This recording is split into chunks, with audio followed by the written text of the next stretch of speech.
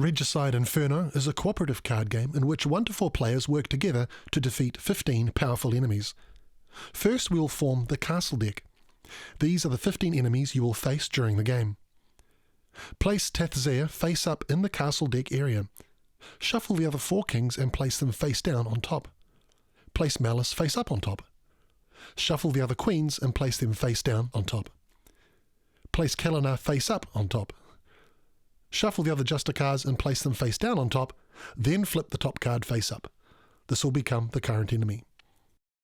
Shuffle together all the cards numbered 2 to 10 with the 5 animal companions and 1 jester of your choosing to form your tavern deck.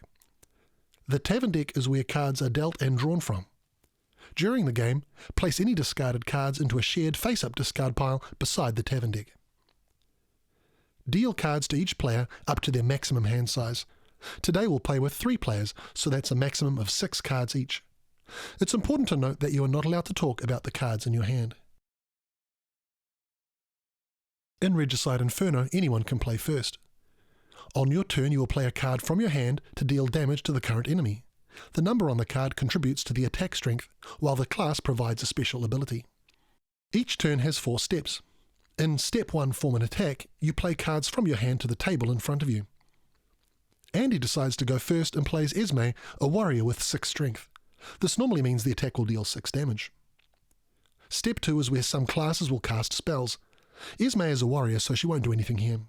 In Step 3 you deal damage to the enemy, then check to see if it's defeated. The class ability of warriors is that they actually deal double damage, so instead of dealing 6, Esme will actually do 12 damage. The enemy, Leotholdus the Justicar, has 20 health, so by dealing 12 we're over halfway. If the enemy is still alive, proceed to Step 4A, suffer damage. If they have been defeated, move to Step 4B, enemy defeated. In Step 4A the enemy strikes back. The turn player has to suffer damage by discarding cards that add up to the strength of the enemy. In this case, the Justicar has a strength of 10, so Andy needs to discard cards with a total value of at least 10. You discard cards one at a time and cannot continue to discard cards once the attack has been satisfied. A 9 and a 3 will cover it. Animal companions only count for 1 when discarding them. If you cannot fully satisfy an attack from an enemy, all players lose the game. At the end of each turn, after discarding cards for damage, take the top card of the discard pile and place it next to the enemy. This area is called the enemy zone. Cards in the enemy zone grant additional strength to the enemy equal to their strength, so the enemy now has 13 strength. It's now the next player's turn. Starting at Step 1, Ben forms an attack by playing Lee, a 6th strength paladin. Paladins are not spellcasters, so Ben moves past Step 2 and onto Step 3, where 6 damage is dealt to the enemy. The enemy is not dead yet, so onto Step 4A, where Leotholdus strikes back. The class ability of paladins is that they reduce the strength of the enemy. The enemy's strength is reduced by 6, so Ben only has to suffer 7 damage. The enemy's strength remains reduced by the paladin until the enemy is defeated. After discarding Alishore to satisfy damage, Ben places the top card of the discard pile next to the enemy and bumps its strength up to 14. Over to Claire now, who plays Glamlin the Bard. Bards are spellcasters, so in Step 2 we resolve the Bard's class ability, which draws the player's cards. The current player draws a card, then the other players follow in clockwise order until a number of cards have been drawn equal to the attack strength played, so the players collectively draw 4 cards. Bards do not allow you to draw over your maximum hand size, and players that have reached their maximum hand size are skipped. In Step 3, when dealing damage and checking the enemy's health, we find that the players have now dealt 22 damage, which is enough to defeat the enemy. This means instead of Step 4A, we go to Step 4B, where the enemy does not strike back, and we clean up the play area by following 4 steps. 1. Place the enemy in the discard pile. 2. Place all cards that were added to the enemy zone into the discard pile in any order. 3. Take all the cards that the players have played against the enemy and put them in the discard pile again in any order.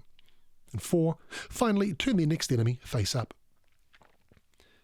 When an enemy is defeated, the player that dealt the final blow must take the next turn, so Claire now faces the next enemy first, starting a new turn. It's important to note that after you deal the killing blow, do not place a card from the discard pile into the enemy zone. Claire forms an attack with Puriri the Cleric. Then in Step 2 she resolves its class ability, which is to heal cards from the discard pile. To heal with clerics, shuffle the discard pile, then count out a number of cards face down equal to the attack strength played. Place them under the tavern deck, then return the discard pile to the table face up. In step 3, we see that the new enemy, Tesver, isn't defeated, so moving to step 4a, Claire has to suffer 10 damage. 7 plus 3 is just enough. The 3 is then moved to the enemy zone, and the enemy's strength is increased to 13. In step 1, you can play an Animal Companion on its own, or pair it with one other card. Animal Companions only count for 1, but you get to add their class ability also. So when Andy plays Duck and Tohotara together, 1 plus 5 is 6, and both class abilities are resolved for 6. Here, the players draw up to 6 cards. A quick check in step 3 shows that the enemy isn't defeated yet, and the enemy's attack is reduced by 6. Andy has to suffer 7 damage in the final step. He discards Beatrice and Tali. The 2 is then moved to the enemy zone, and Tesfer's strength is increased from 7 to 9. Ben gets to play now, and the enemy only has 9 health remaining. Normally, Cody, a 5 strength warrior, would hit for double damage and deal a fatal 10, but it's not quite that simple. You see, each enemy has a class, and they are immune to the abilities that match their own class. Ben can still play Cody, but it will deal 5, not 10, which isn't great. Fortunately for Ben, he has another option. In step 1, Ben can form a kinfolk attack by combining cards in pairs or sets as long as the total of those cards adds up to 12 or less. For example, you can play pairs of 6 or less, triple 4s or less, or even quad 3s if you get them all. The strength is totaled, and then all effects are resolved where possible. Ben plays Dinky and Wicket as a kinfolk attack. In Regicide Inferno, there is a special rule that means other players can add cards from their hand to your attack so long as it forms a valid kinfolk attack. Claire adds Sprinkle to the attack. This means Ben gets to heal for 6, and in step 4a he will shield for 6. The double damage ability of warriors won't work due to the immunity of the jester card. If Andy hadn't discarded Tali against the previous enemy, he could have added her to the attack as well. On to step 3, and we see that the enemy is not yet defeated. In step 4a, Ben discards Cody to cover the damage, and at the end of the turn, the top card of the discard is added to the enemy zone. Claire plays River for the kill. The players draw cards and the enemy is defeated, so doesn't get a chance to strike back. Something important has happened though. Claire managed to defeat the enemy with exact damage by playing the 3 when the enemy had 3 health remaining. When an enemy is defeated by the exact amount, you get a special bonus. You place the enemy straight on top of the tavern deck instead of the discard pile. This is important because the enemies in your hand can be played like any other card, so this Juster card works the same as a 10 strength warrior. The next enemy, Nobutada, is immune to the Paladin class ability, so playing the pair of 3 strength halflings here isn't great. Claire instead decides to play the Jester. In step 1, you can play the Jester on its own to the middle of the play area. Without talking, any player may claim the Jester for themselves and take over the turn, forming a new attack as normal. This attack is added to the Jester, and the attack ignores enemy immunity.